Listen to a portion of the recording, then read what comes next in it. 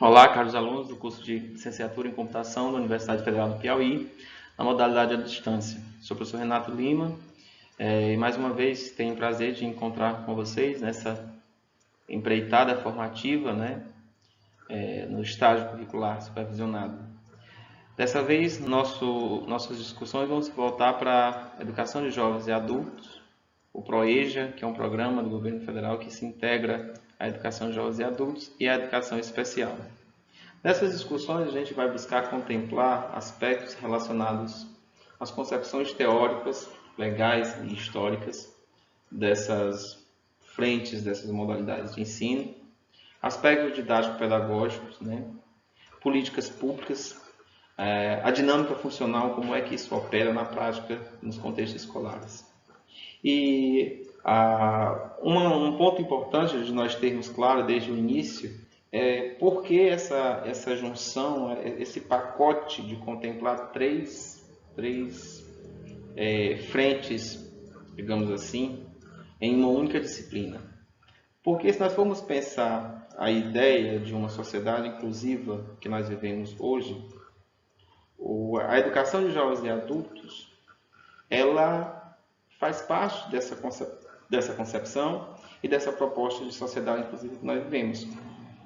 Por quê? Porque nós sabemos que, historicamente, a escola foi negada às classes menos favorecidas, sobretudo. E, principalmente, se você não estava na idade regular, normal, prevista pelo sistema. Então, o sujeito adulto que não tinha acesso à escola, que não tinha frequentado no tempo previsto, ele evadia se ele estava fora desse sistema escolar. E a educação especial porque busca contemplar sujeitos que por alguma limitação precisam de um atendimento diferenciado dentro da escola. Então, daí essa ideia de contemplarmos essas duas dimensões numa única disciplina. Pensando então a partir disso, nessa nossa discussão, nós temos como objetivo refletir então sobre as concepções teórico-legais, didático-pedagógicas, políticas públicas, dinâmica funcional e práticas no contexto escolar que norteiam a educação de jovens e adultos, o Programa Nacional de Integração da Educação Profissional com a Educação Básica na modalidade de Educação de Jovens e Adultos, que é o PROEJA, e a Educação Especial.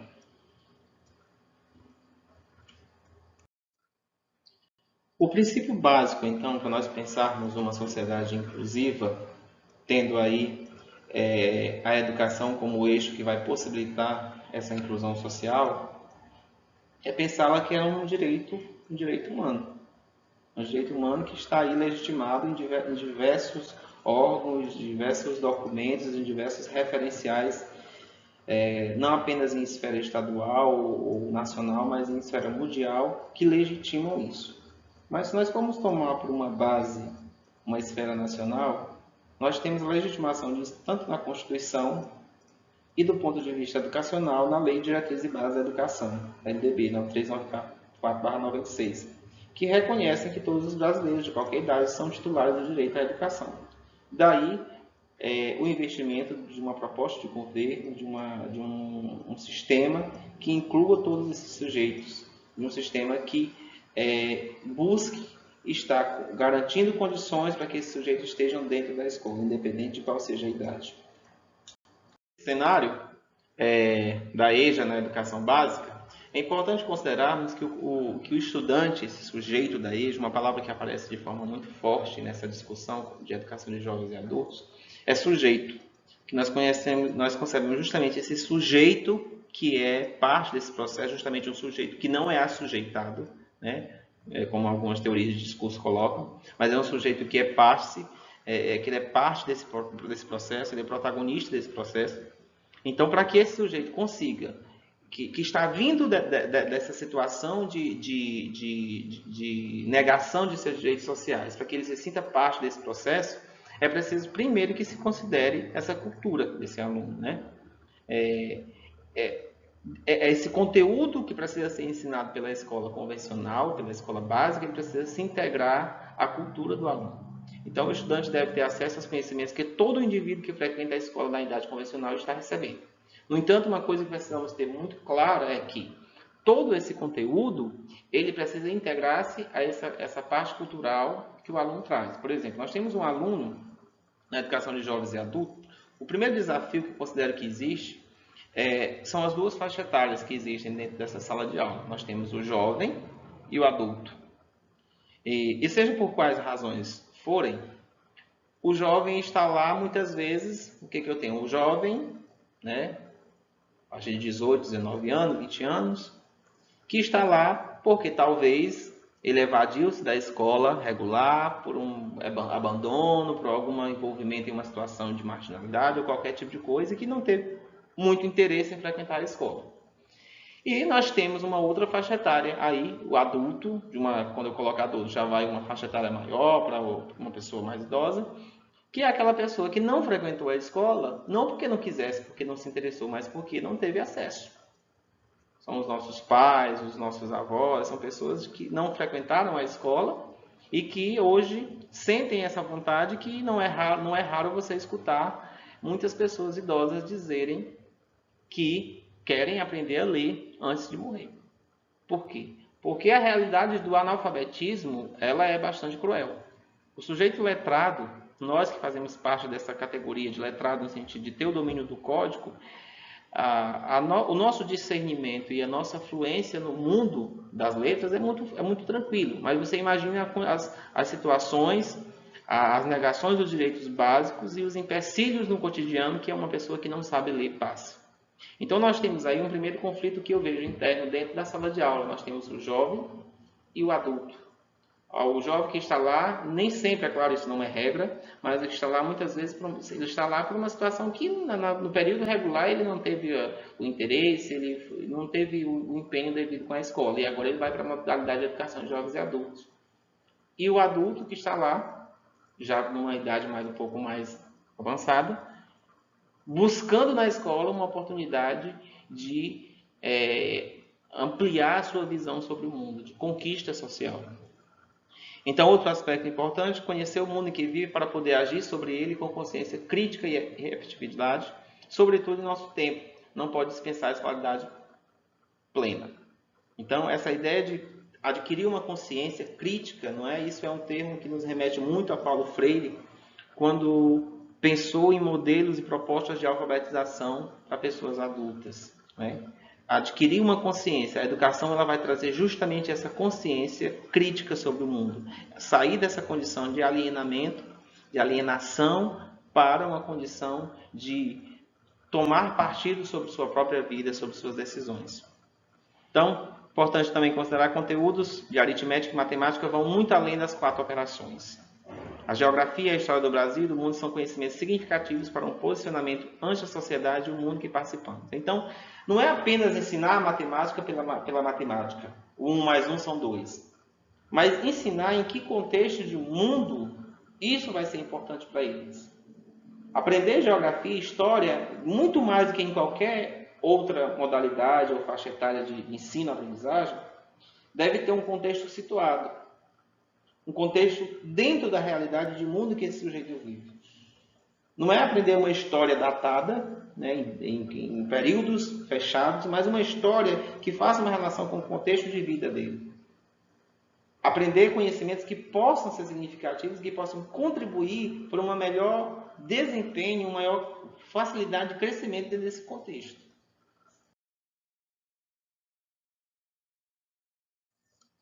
Outro aspecto é expressar-se na língua portuguesa com precisão e sem medo de cometer erros na fala ou na escrita, para atuar em situações que envolvem relações pessoais ou corporativas.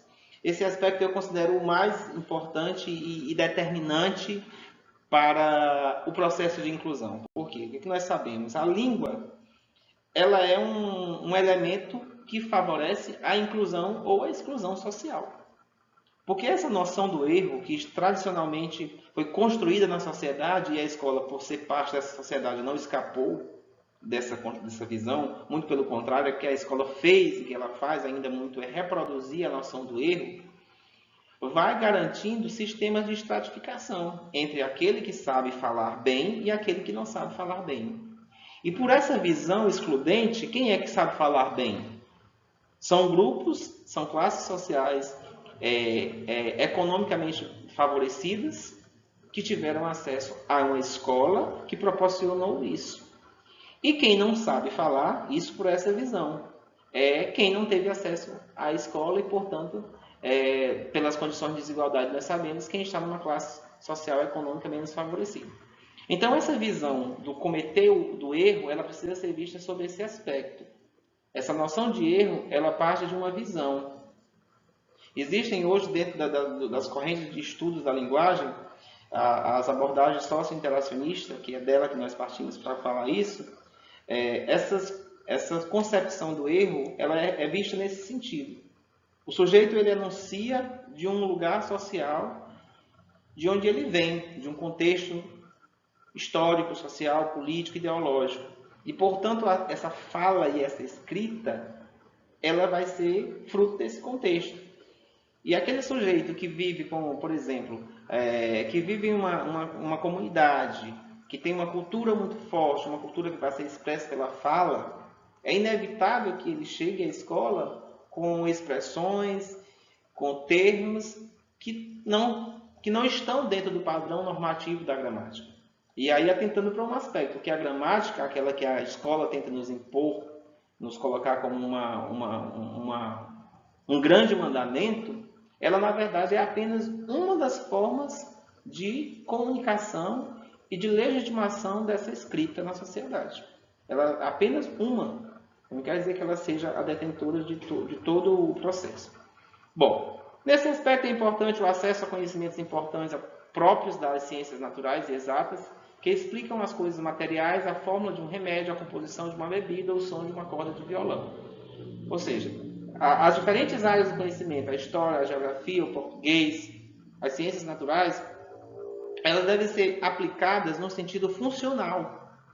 Por exemplo, o sujeito da educação de jovens e adultos, aquela pessoa que lida no seu cotidiano com, por exemplo, uma bula de remédio, uma receita de remédio que não sabe ler. Como é que ele pode ter algum domínio de leitura, de escrita, de alfabetização, que isso ajude melhor, que o ajude a melhor entender essas informações tão técnicas? Então, o ensino ele deve ter essa perspectiva funcional. E tudo isso para que ele seja cidadão do Brasil e do mundo e possa, então, se aproximar de outros povos e de outras culturas. Então, criar oportunidades para que esses sujeitos tenham acesso à leitura e à escrita é criar oportunidades para que eles ampliem uma visão de mundo e que eles consigam alcançar esse mundo. Não apenas uma visão geográfica territorial, mas uma visão ideológica de perceber o contexto em que você está, relacioná-lo com outros contextos e poder, a partir daí, ter um discernimento. Essa é a proposta de um ensino inclusivo, onde se situa a educação de jovens e adultos. E, portanto, para que isso possa acontecer, de fato possa acontecer, recai uma responsabilidade muito importante, que é a do professor. Então, o papel docente é de fundamental importância no processo de reingresso do aluno nas turmas de EJA. Reingresso, esse jovem que evadiu-se da escola por um problema, ou mesmo ingresso, essa pessoa adulta, mais velha, que nunca frequentou a escola. Então, o nosso papel, o papel de vocês como docentes, é muito importante. E daí a necessidade de nós termos um professor especial, capaz de entender o potencial de cada aluno. Especial aqui não é no sentido de com alguma característica ou alguma deficiência que o qualifique, mas nesse termo. Mas um professor especial no sentido de estar preparado para saber lidar com essa realidade. Porque o que acontece, infelizmente? Pelo descaso que existe do sistema com a educação de jovens e adultos, não há uma preocupação com a formação do professor que vai para isso. Dentro do sistema de ensino, como é que acontece? É o professor que precisa de uma carga horária a mais para completar a sua carga, de umas aulas a mais para complementar a sua carga horária, e muitas vezes coloca na EJA. Como se a EJA fosse um apêndice, como se ela fosse apenas um complemento e que não merecesse o respeito, a consideração e o investimento do sistema. Então, essa é uma preocupação muito constante. É preciso que a sociedade compreenda que alunos da EJA vivenciam problemas como preconceito, vergonha, discriminação, críticas, entre tantos outros. Isso é inevitável. Isso é inevitável porque o fato de não saber ler faz com que a sociedade te olhe de forma discriminatória. Então, viver em uma sociedade absolutamente letrada como a nossa, em que tudo, desde pegar um ônibus a fazer uma compra no supermercado, você precisa ter o domínio da leitura e da escrita, e você não ter esse domínio, cria situações bastante comprometedoras do ponto de vista social para esse sujeito, né? E que tais questões são vivenciadas tanto no cotidiano familiar como na vida em comunidade. Então, tanto dentro de casa, com as pessoas que tiveram acesso à escola, quanto principalmente no meio social, essas pessoas elas são estigmatizadas, elas são tratadas de uma forma diferente, porque elas não sabem ler. Isso basta nós pensarmos nas situações comuns do cotidiano, que nós encontramos uma pessoa na rua que não sabe ler, que ela pergunta uma informação, ela está na parada de ônibus, por exemplo, e pergunta qual é o ônibus que eu pego. Então, vejam só as dificuldades que, para nós que sabemos ler, são muito simples de serem resolvidas, são muito fáceis de serem tratadas. Para uma pessoa que não sabe ler, o fato de não saber reconhecer o transporte que leva à sua casa faz com que ela fique fora do seu ambiente familiar. Isso possa trazer alguns problemas. Para a gente entender, então, para nós entendermos, então, o que é que nós temos hoje de educação de jovens e adultos como uma política pública que visa alcançar esse sujeito, é importante a gente pensar como é que se começou isso no Brasil, né? E aí nós voltamos para a década de 30 do século passado, quando desde a Revolução de 30 as mudanças políticas e econômicas permitiram o início da consolidação de um sistema público de educação elementar no país. Veja só, um sistema público de educação elementar no país, em que aí começava a ser uma primeira sinalização de um investimento em educação que atendesse às massas. Mas veja só que ainda não se fala exatamente em uma educação que atenda o próprio sujeito adulto. Por quê? Década de 30, período de Revolução Industrial, isso muito marcado no mundo, isso trouxe um impacto para a forma de como processa-se o conhecimento e principalmente para o mundo do trabalho. O que é muito marcante desse período é pensar a questão da Revolução Industrial, de como esses sujeitos passaram a se inserir no mercado de trabalho de uma forma muitas vezes muito mecânica e muitas vezes apenas de reprodução de um sistema capitalista. Um exemplo clássico dessa discussão a gente vai ver naquele filme Tempos Modernos, do Charles Chaplin. Inclusive é uma recomendação para que vocês possam se aprofundar. Então, esse é o cenário da década de 30. Quanto à década de 40, o que nós temos como marco significativo nessa história de uma educação voltada para a pessoa adulta? Nós tivemos iniciativas políticas e pedagógicas que ampliaram a educação de jovens e adultos, como a criação e a regulamentação do Plano Nacional de Ensino Primário, né? Termo que durante muito tempo foi utilizado e que hoje nós conhecemos, as camadas mais jovens conhecem através do estudo da história da educação. A criação do Instituto Nacional de Estudos e Pesquisa, o INEP, o surgimento das primeiras obras dedicadas ao ensino supletivo, né, que é uma outra, um marco na nossa história da educação, o ensino supletivo, que na verdade o que a gente vive hoje de educação de jovens e adultos, da EJA, no formato como nós conhecemos, é uma evolução desse modelo. O lançamento da campanha de educação de adolescentes e adultos, CEAA, vejam só a nomenclatura, e outros.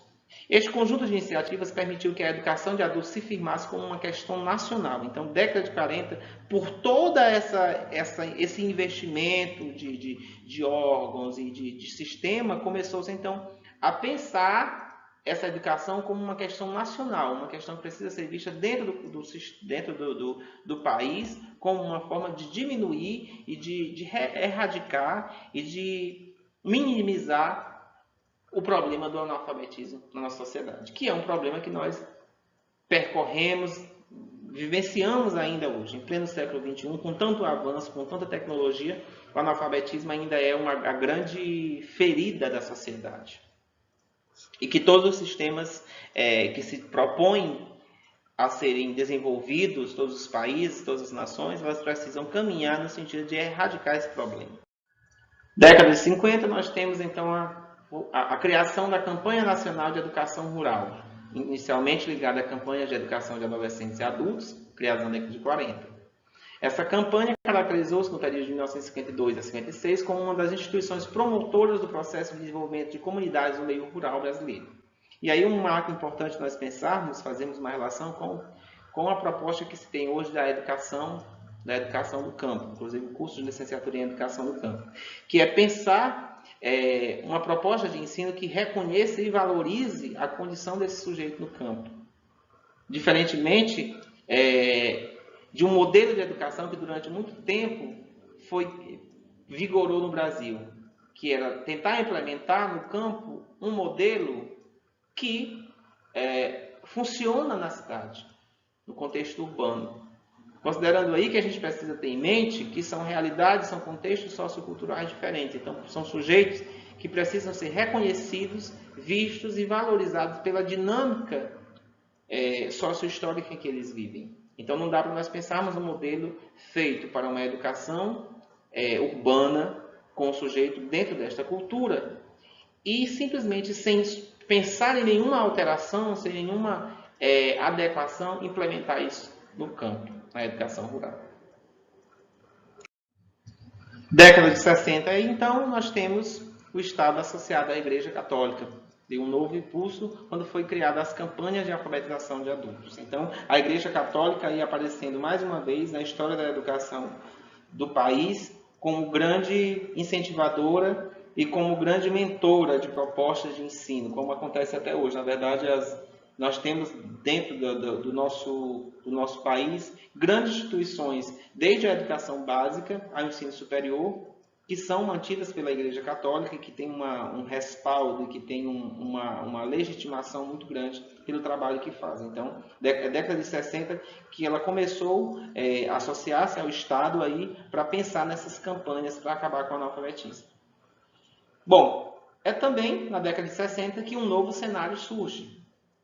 Uma situação que vai ter um impacto em todo o país. Que situação é essa? Ditadura militar. Então, o famoso golpe de 64. Tanto em 64, com o golpe militar, todos os movimentos de alfabetização que se vinculavam à ideia do fortalecimento de uma cultura popular foram reprimidas. Por quê? Porque justamente o grande lema da ditadura era a repressão, era silenciar todas as vozes.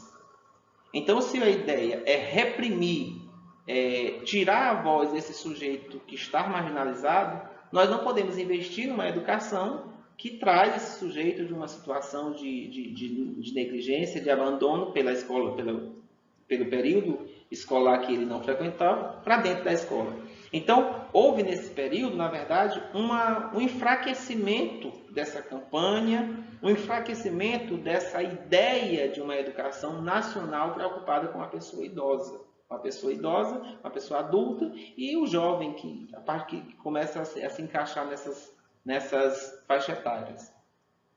Então, temos aí um retrocesso nesse período.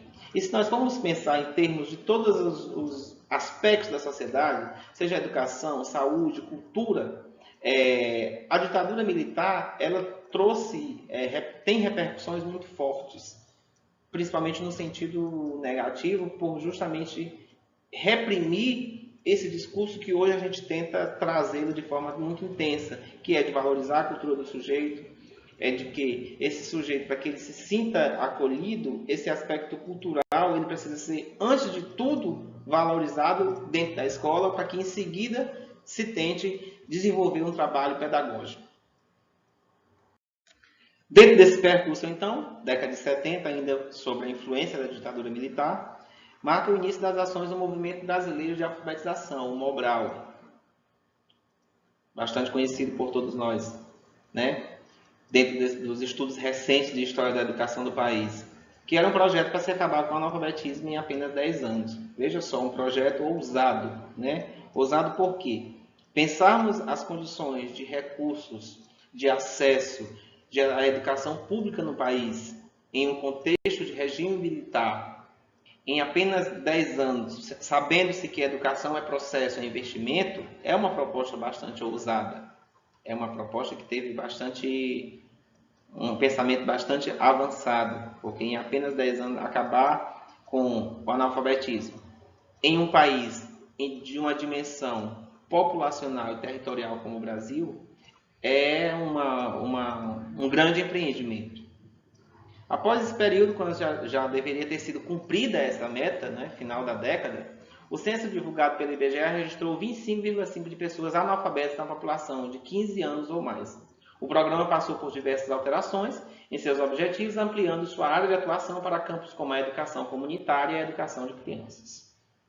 Então, após um tempo de implementação desse sistema, foi feito o censo do IBGE, trouxe uma amostra, um dado significativo do impacto desse programa. E a partir dessa amostra, ele foi repensado, foram sendo ampliados, foram sendo alterados os objetivos no sentido de melhor redefinir as metas e melhor alcançar esse sujeito. Nessa caminhada, então, histórica, década de 80. Nesse início de década, a sociedade brasileira viveu importantes transformações sociopolíticas, com o fim dos governos militares e a retomada do processo de democratização. Basta lembrar das campanhas nacionais a favor das eleições diretas. E um outro marco importante da década de 80 é a criação da nossa Constituição de 88, final da década de 80, que vai justamente, como eu iniciei a nossa fala, legitimar, garantir condições para que todos os sujeitos, todos os cidadãos estejam dentro da escola, independente da idade, da classe social. Então, justamente, há aí um novo fôlego que essa política pública começa a ter. E é a partir, então, dessa Constituição de 88 que começam a ser desenvolvidos novas propostas, novos programas, e se começa a ser desenvolvido, principalmente, uma nova concepção de educação de um modo em geral no país. Justamente uma educação que está saindo desse contexto de ditadura em que era uma repressão e passa a entrar num processo de renascimento, digamos assim, das bases que vão alicerçar os parâmetros filosóficos, epistemológicos que sustentam a educação no país. Então, em 85, o Mobral foi extinto, sendo substituído pela Fundação Educar. O contexto da redemocratização possibilitou a ampliação das atividades da EJA. Então, vejam só, se nós formos pensar dessa trajetória da década de 30 à década de 80, as diversas sinalizações que nós temos e que apontam e que mencionam uma educação que seja para pessoa adulta, o que ela faz, na verdade, é transitar entre momentos em que isso foi melhor visto, em que isso foi considerado de forma mais valorativa pelo sistema, e momentos em que houve um esquecimento, houve uma desvalorização. Daí nós vivenciarmos isso hoje. E aí a gente pensa, em que momento nós estamos hoje? Em qual desses dois momentos nós estamos em pleno século XXI? Quando nós olhamos para a educação de jovens e adultos. Será que nós estamos numa fase de crescimento, de valorizar essa modalidade de ensino? Ou será que nós vivenciamos uma fase de ainda, apesar de ser uma sociedade que se diz inclusiva, não dar o devido valor, respeito e o investimento necessário que essa modalidade de ensino precisa? E aí isso é um questionamento que eu deixo para vocês e que, nesse momento de formação que vocês estão, é importante. Eu, enquanto professor, futuramente, aqui alguns já são professores e outros logo vão se inserir nessa atividade. O que eu, enquanto professor, de que forma eu vou encarar essa modalidade de educação e que postura eu vou tomar em um contexto de ensino? Será que eu vou ter uma postura de manter esse modelo alienante ou eu vou ter uma postura de criar condições para que os meus alunos, que vêm dessa cultura do não saber ler, portanto marginalizados, possam ter voz dentro do sistema social? Década de 90, então, a EJA começou a perder espaço nas ações governamentais. Vejam só como eu falei, ela transita, ela fica subindo e descendo. Ora, começa-se, investe-se, cria um programa em que valoriza a educação da pessoa adulta.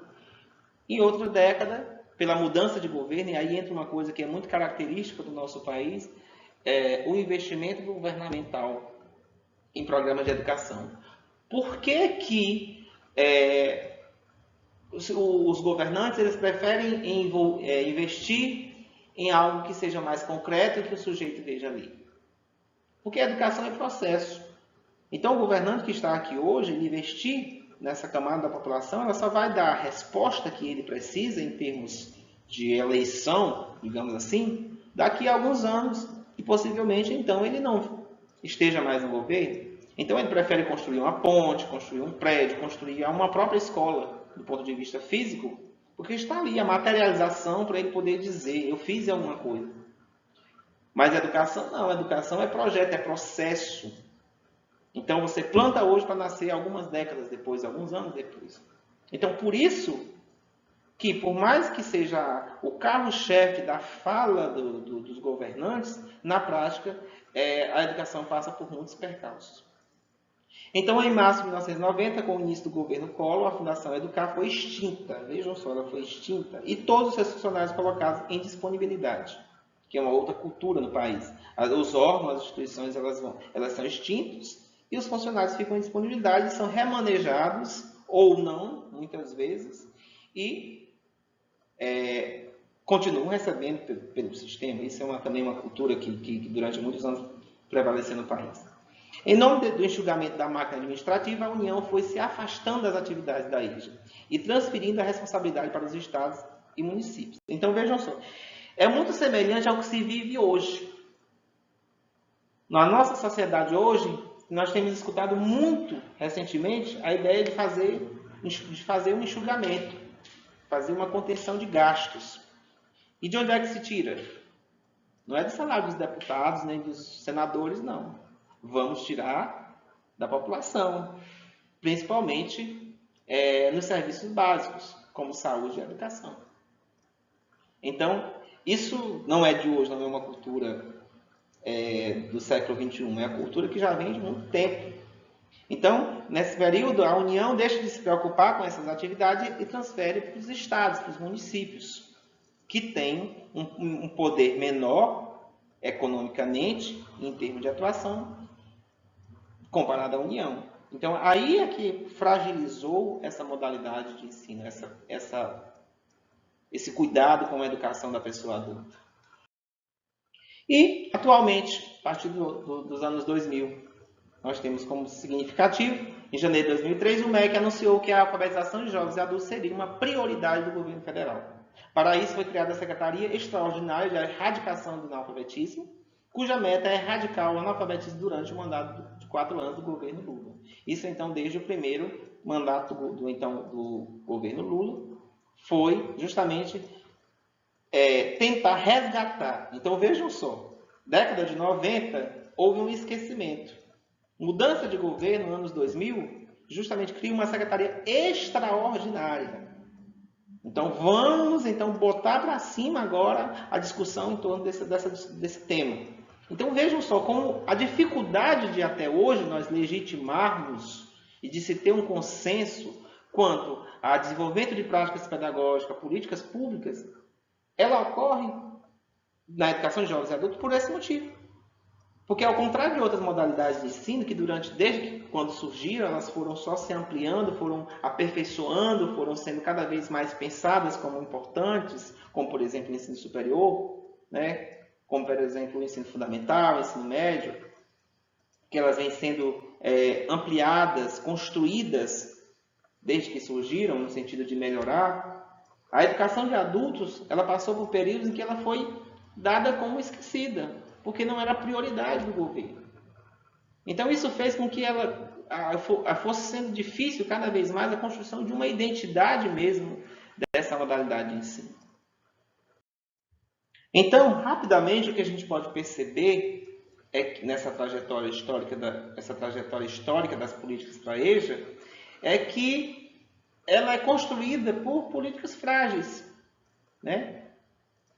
Frágeis no sentido de não terem uma consolidação que garanta a sua efetividade. Uma fragilidade do ponto de vista institucional e aligeirada sob o ponto de vista da qualidade do processo educacional. Uma prática aligeirada, ou seja, faz-se no senso comum de qualquer jeito. Como eu citei o exemplo, na prática, nós não temos cursos de formação de professores para a educação de jovens e adultos. Então, não há uma preocupação. O mais recente, nos últimos anos, é que, através das pesquisas, hoje, muitos trabalhos de mestrado, de doutorado, a academia têm se preocupado com isso. Mas nem mesmo em termos de pesquisa, ainda não temos um avanço tão significativo nesse aspecto. Mas é uma concepção que está crescendo.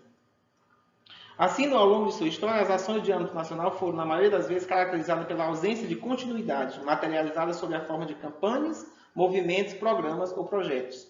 Em geral, marcados pela visão de uma ação provisória e de recurso instável.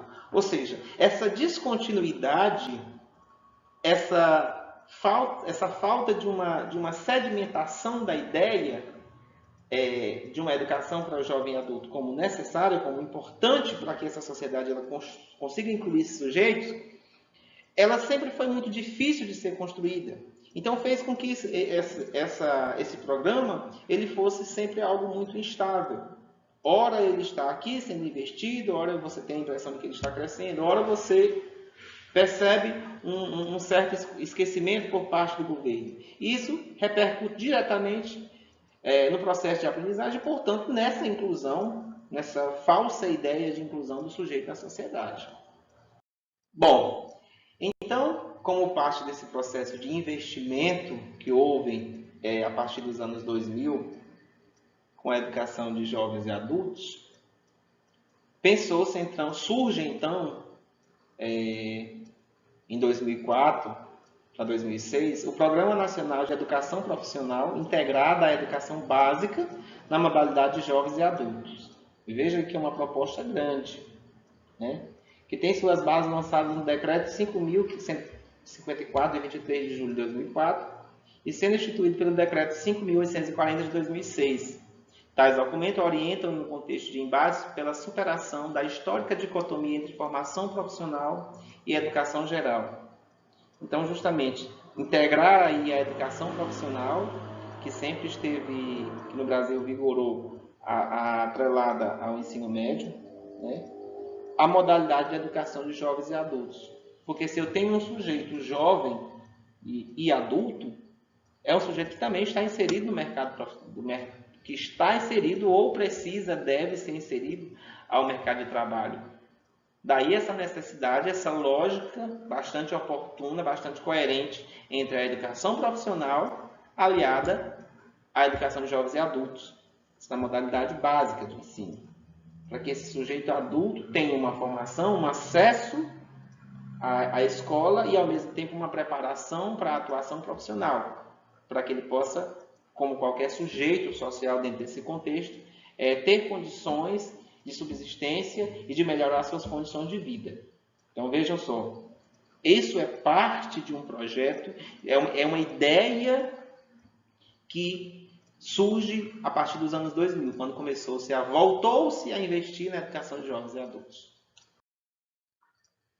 E para nós organizarmos melhor um conceito sobre o que seja o ProEja, eu fui buscar fundamento em um documento legal do MEC que vai dizer que justamente esse projeto educacional tem como fundamento a integração entre trabalho, ciência, técnica, tecnologia, humanismo e cultura geral, com a finalidade de contribuir para o enriquecimento científico, cultural, político e profissional como condições necessárias para o efetivo exercício da cidadania. Ou seja, dentro dessa proposta ele vai englobar tanto os aspectos cognitivos, quanto aspectos técnicos, humanos, tecnológicos, aí acompanhando o desenvolvimento da sociedade. Há uma formação do sujeito que o prepare para lidar com as situações profissionais desse contexto em que ele vive, dentro das especificidades culturais, políticas e ideológicas que o Brasil vivencia. Então, essa proposta trouxe essa dimensão. Esses autores, Moura e Henrique, com o trabalho de 2012, vão dizer então que o ProEja visa oferecer oportunidades educacionais tanto a jovens e adultos que ainda não finalizaram o ensino fundamental, como aqueles que já o completaram, mas que não concluíram nem o ensino médio, nem um curso que os habilite para uma profissão técnica de nível médio.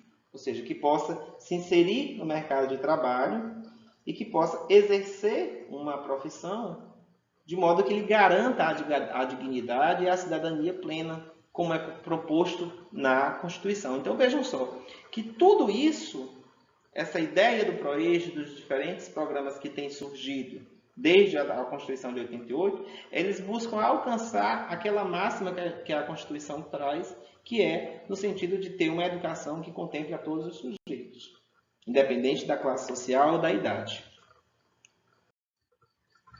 Esses autores continuam dizendo ainda que, com base nos documentos oficiais, que o PROEJA surge então como uma dupla finalidade. A primeira é enfrentar as descontinuidades e o voluntarismo que marcam a modalidade EJA no Brasil. Essas descontinuidades que eu pontuei na minha fala quando eu trouxe esse percurso histórico, desde a década de 30 à atualidade, quando a gente percebe ora um avanço, ora um recuo, ora um investimento, ora um determinado esquecimento. Isso fez com que a história da EJA fosse marcada por descontinuidades. Então, o primeiro desafio do PROEJA é superar isso. E o segundo desafio é integrar a educação básica como formação profissional, que contribua para a integração socioeconômica de qualidade do coletivo de jovens e adultos. Ou seja, criar condições para que esse sujeito que esteja dentro da escola também esteja sendo preparado para uma atuação no mercado de trabalho. Portanto, apesar de o PROEJA abranger a integração da educação profissional à educação básica, o que inclui o ensino fundamental e o médio, assim como a formação inicial e continuada de trabalhadores e a educação profissional técnica de nível médio. Então, aí, reforçando, nós temos como objetivo bem marcado do PROEJA oferecer educação de jovens e adultos com a educação profissional para esses sujeitos.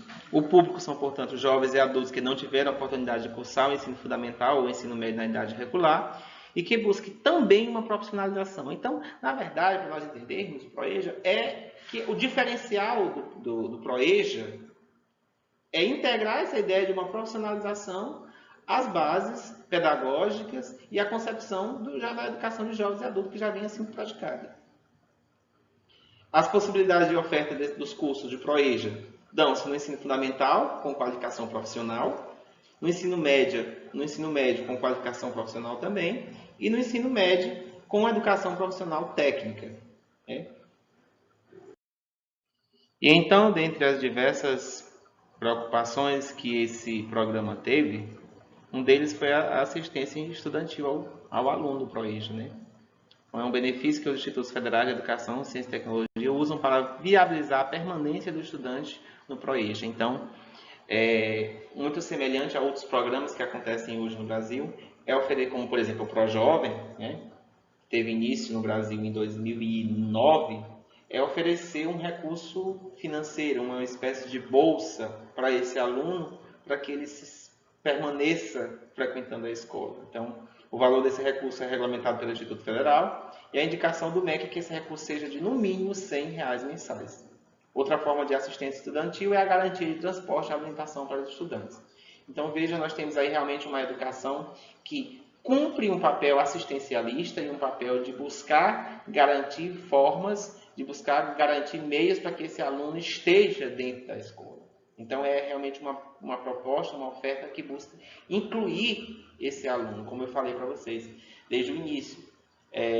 O todo da nossa disciplina é pensar uma educação, seja na modalidade de educação de jovens e adultos, seja ela vinculada à educação profissional pelo PROEJA, ou seja, a modalidade de educação especial, pensar tudo isso como caminhos para a inclusão do sujeito na sociedade.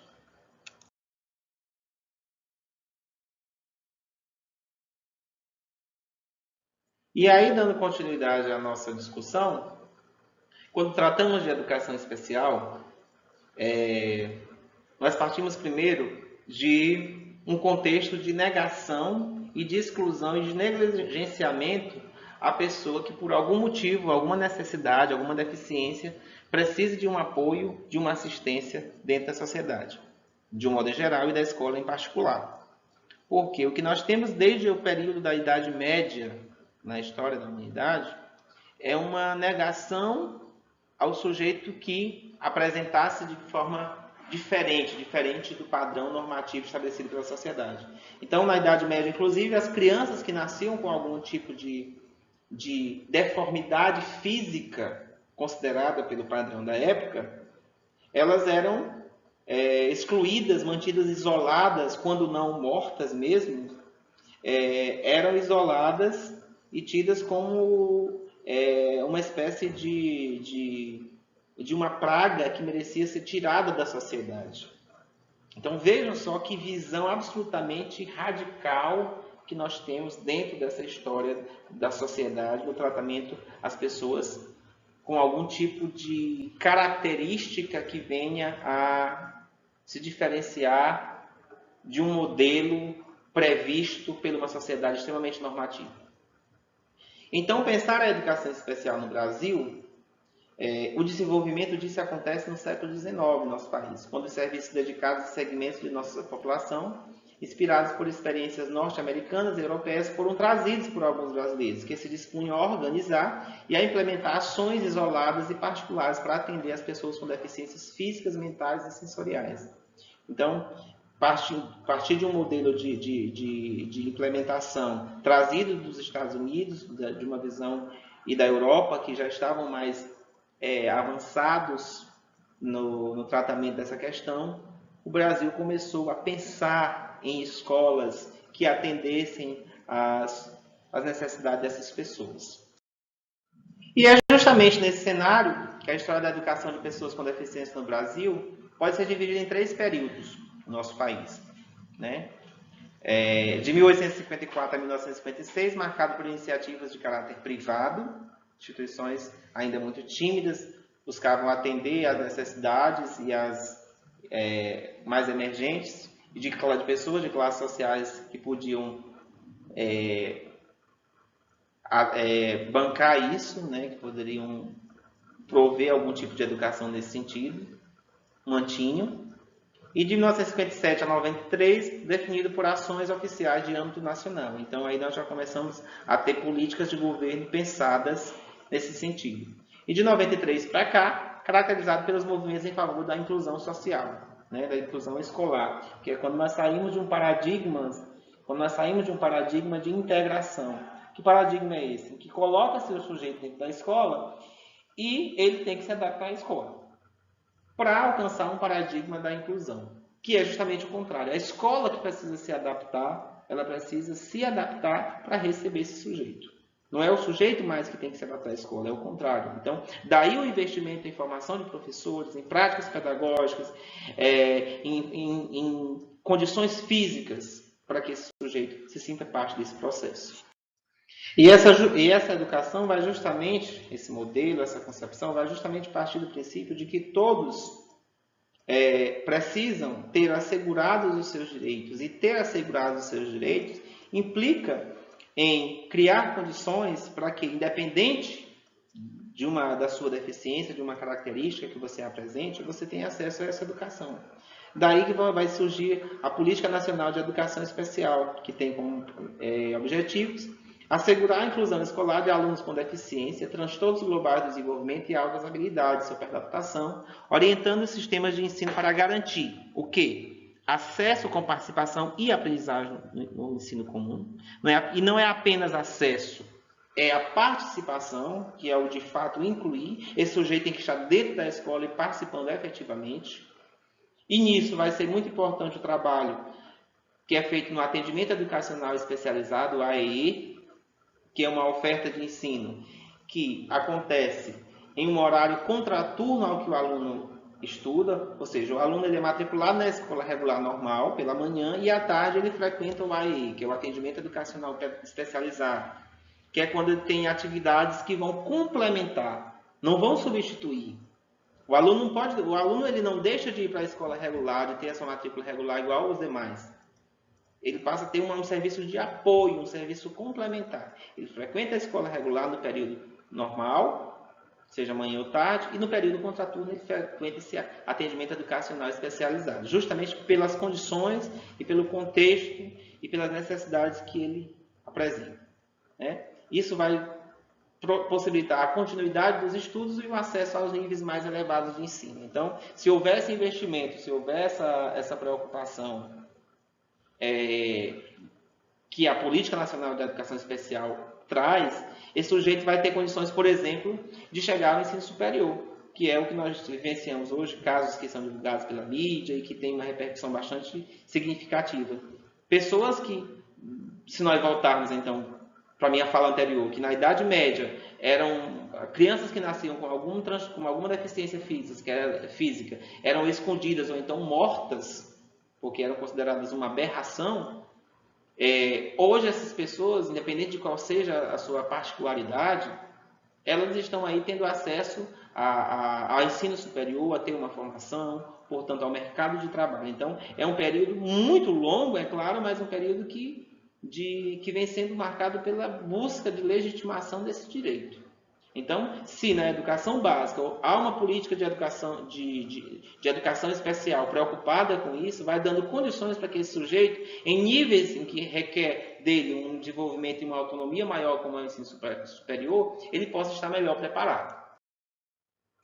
E um aspecto-chave e que define o trabalho nessa modalidade de ensino, eu digo por experiência própria, que já trabalhei diretamente com crianças especiais, é a participação da família. O modo como a família aceita, como a família trabalha junto à escola para que esse processo aconteça.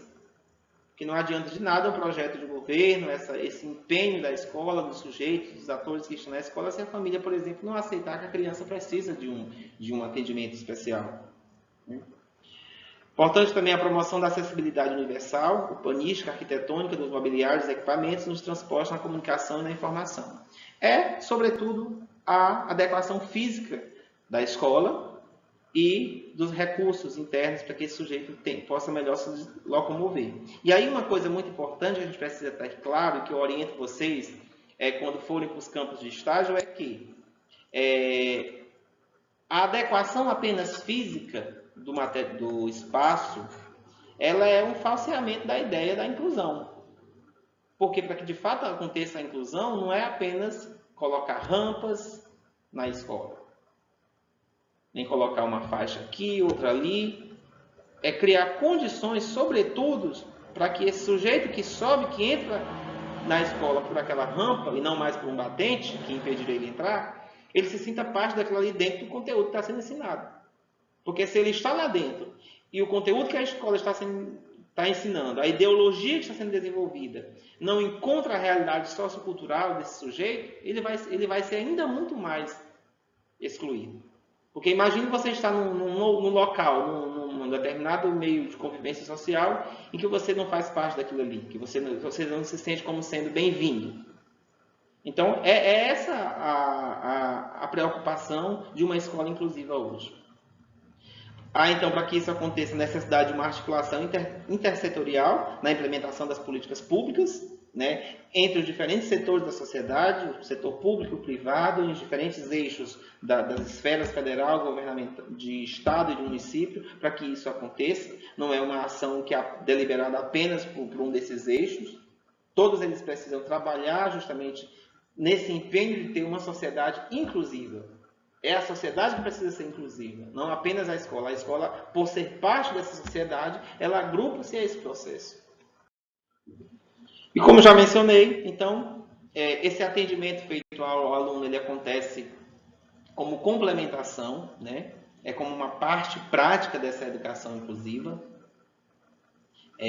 organizado através de um trabalho com um profissional capacitado para isso, um professor que tem uma formação, uma especialização em educação especial, que saiba lidar com recursos pedagógicos e de acessibilidade, que elimine as barreiras entre o processo de ensino-aprendizagem, entre os conteúdos a serem ensinados e o modo como o aluno aprende, visando a independência e a autonomia desse aluno na realização das tarefas, e na forma como ele vê o ensino e na forma como ele assimila isso e vai se desenvolvendo dentro das habilidades previstas pela escola.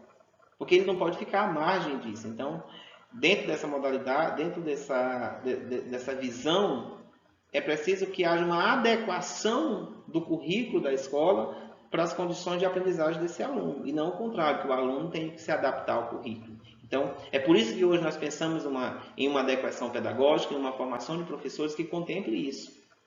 A formação de professores a nível de licenciatura, há algumas décadas atrás, não se havia a preocupação como nós temos hoje, como vocês estão vivenciando hoje. Nós que nos formamos nesse contexto, nós temos disciplinas de educação especial, disciplinas como essa, disciplinas de educação inclusiva, de acessibilidade e inclusão, porque justamente há uma preocupação global da parte da esfera da sociedade com a inclusão do sujeito. E como a escola ela é um aparelho ideológico muito forte na reprodução dessas visões, ela é chamada a fazer parte com muita intensidade, com muita garra, digamos assim, do projeto de inclusão social. Bom, então sinalizados esses pontos, apenas sinalizados mesmo pela questão do nosso recorte temporal, inclusive, eles poderão ser melhor aprofundados nas leituras do nosso material didático, nas discussões que serão feitas nos fóruns da disciplina, nas experiências de prática de sala de aula. Uma mensagem que a gente tem que ter dessa integração e dessa proposta de trabalho, vendo aí a educação de jovens e adultos e a ampliação dela com a aliança com a educação profissional e a educação especial, é que isso é parte de um projeto de educação inclusiva, a qual a sociedade se propõe. E que isso se constitui como uma possibilidade de garantir a promoção da dignidade humana e da diversidade de formas de aprendizagem. Considerando que, justamente, por diferentes razões e por diferentes motivos, os sujeitos aprendem de forma diferente. E que, portanto, essas diferenças precisam ser levadas em consideração como um elemento enriquecedor da prática, e não o contrário. Ter um aluno com algum tipo de deficiência na sala de aula, estar em uma sala de aula de educação de jovens e adultos, não torna a sua prática profissional menor ou inferior. Muito pelo contrário, torna a sua prática pedagógica e docente muito mais desafiadora e muito mais rica, porque você tem ali um sujeito que requer de você uma atenção e um estudo, um preparo muito maior, que vai lhe tirar do seu lugar comum, que vai desafiar você a construir-se como profissional de forma muito mais capaz, de forma muito mais preparada. Eu, por experiência própria, posso dizer para vocês que a minha experiência como professor, após ter passado pela educação especial, é bastante mais madura, porque eu enxerguei melhor como realmente acontece o processo de ensino e aprendizagem. E o que, de fato, o professor precisa saber é como é que acontece esse processo de ensino e aprendizagem. E por que é tão complexa a nossa formação? Porque esse processo ele não acontece de modo linear. Muito pelo contrário, ele acontece de forma bastante complexa. Eu não diria difícil, mas complexa. Que ele acaba sendo movimentado por uma série de fatores internos e externos que eu não tenho como ter controle.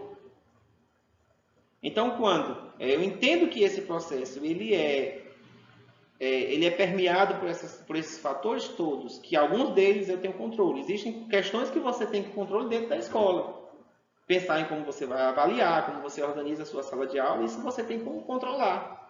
Agora, pensar como, por exemplo, o seu aluno vai chegar na escola, o contexto cultural em que ele vive fora disso e interfere logicamente na prática pedagógica, é uma ação que você não tem como controlar. No entanto, você precisa saber que tudo isso interfere na aprendizagem. Se aquele menino não tem, vamos pensar uma questão muito básica, se aquele menino não tem o que comer em casa, ele passa por carência alimentar, uma situação de carência alimentar. Como é que eu quero que ele tenha o mesmo desempenho dentro da escola que uma criança que não passa por esse tipo de situação? Então, tudo isso precisa ser levado em consideração dentro do contexto de ensino e aprendizagem. Portanto, para que essa proposta de inclusão, onde está aí o discurso da EJA, da ProEJA, da educação especial, aconteça, é preciso que as instituições de ensino busquem capacitar para valorizar as diferenças. Considerar que os sujeitos eles não são homogêneos, eles são heterogêneos, e que essa heterogeneidade é que constitui a grande riqueza da convivência plural, né? Os gestores devem romper velhos paradigmas, né? Velhos paradigmas que se instauraram na sociedade, que a gente viu alguns deles. É preciso, então, repensar as práticas pedagógicas, que é justamente o convite que os cursos de formação de professores fazem hoje. O Estado deve garantir uma educação digna e de qualidade, respeitando as diversidades apresentadas no cotidiano escolar, em busca de uma sociedade humanizada, construída pelas experiências individuais e valorizando as diferenças dos sujeitos. Diferenças, como eu disse, que precisam ser vistas como oportunidades, como potencialidades de serem construídas melhores práticas dentro da sua atuação profissional. Bom, ainda para encerrar a nossa discussão, eu convido vocês a pensarem comigo, conforme as palavras desse autor, que vale 1995, que a utopia será sempre algo realizável no futuro próximo, mediante a ação transformadora do trabalho. Dirigida para algo não existente, a utopia, além de orientar a ação humana coletiva, permite a crítica da realidade existente, fornecendo pontos de referência para a avaliação do presente. Ou seja, tenhamos um pouco de utopia em nossa prática. O que é utopia? É aquilo que está no campo do além, do impossível, do imaginável, que nós sabemos que não vamos alcançar? Vamos trazer um pouco disso para a nossa prática, para o nosso anseio diário. Vamos nos permitir vivermos certas utopias, porque isso vai nos desafiar. Porque se nós nos acomodarmos com o discurso de que não é possível e de que não dá, de que aquilo não vai acontecer, nós vamos cada vez mais cair nessas práticas ultrapassadas e reducionistas. Agora, se nós aceitarmos esse desafio de buscar fazer coisas que a lógica do sistema estabelece como impossíveis, que não são do nosso alcance, nós vamos estar todo o tempo nos reinventando. E é justamente essa a nossa proposta, o nosso convite para vocês nessa etapa de formação. Então, agradeço por esse momento de formação, por esse momento de discussão com vocês a respeito da nossa disciplina de estágio, que volta a olhar para essas modalidades de ensino, e trago aqui algumas das referências citadas nessa videoaula, e todas as outras recomendo a leitura que estão no nosso plano de curso, que possa ser um convite, que possa ser uma oportunidade para que vocês ampliem o campo de visão a respeito do que seja a educação de jovens e adultos, do que seja o PROEJA, que vai se integrar aí pela via da educação profissional, e a educação especial no contexto que nós vivemos, porque esse é um caminho que cada vez se define mais e melhor na nossa sociedade, no sentido de que nós não temos como retroceder. O que nós temos é buscar conhecer como é que se constrói uma escola inclusiva, como é que se constrói uma escola que acolhe a todos.